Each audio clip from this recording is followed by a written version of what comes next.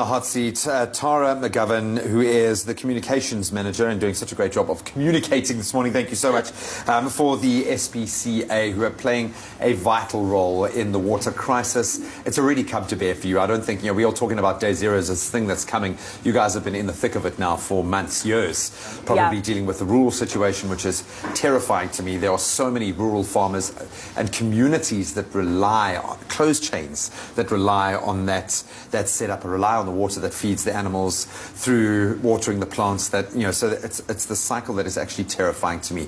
The most important part of this discussion, because you guys are supporting communities, how can we support you? What do you need?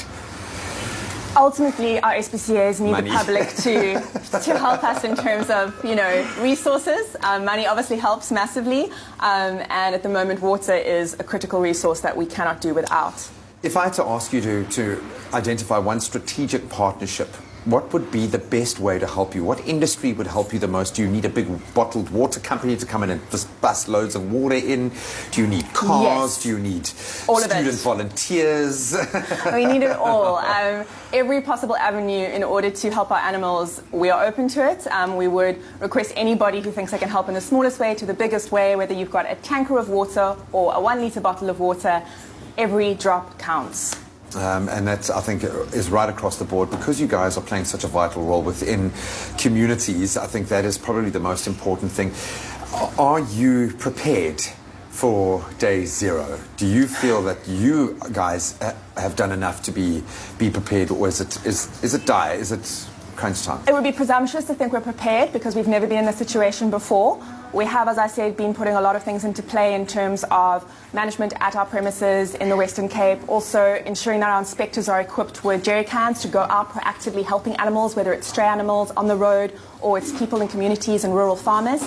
But we don't know what to expect. We don't know that if and when day zero comes, what will that look like? How long will taps be off for? So we really just have to buckle down and have a bit of faith and hope that the work that we have been doing and support from people in the future will help us get through this. One of the biggest battles waged, certainly on our side of the fence, has been a communications battle, getting people to take on board and understand what can be done now and what's going to happen. Yeah. In your work with rural communities, is South Africa aware? Are there areas affected by drought here in the Western Cape, Eastern Cape, those that are going to run out of water potentially? Are they aware of what's going on?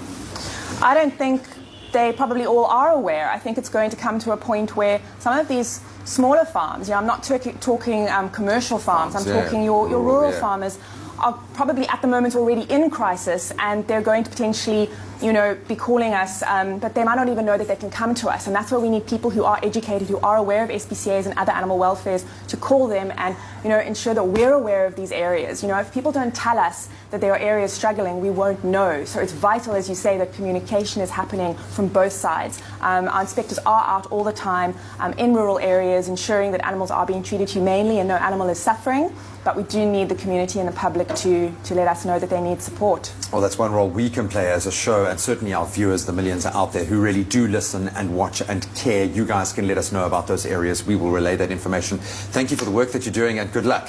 Good luck. Day zero is upon us, but we can still avoid it, guys. Think about every drop of water you can save.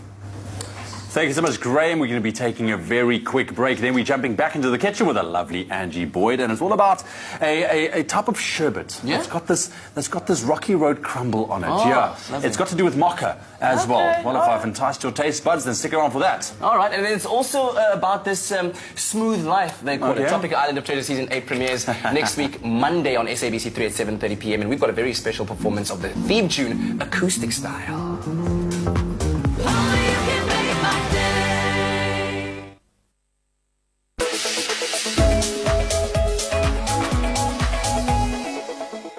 I grew up in a musical family. We didn't have electricity, but my dad got us a generator. So Fridays would be movies, Sundays would be, it would be on so that we can have, like a little home choir singing around the organ. When I went solo, I got an opportunity to also focus on other things. My other passion was always fashion.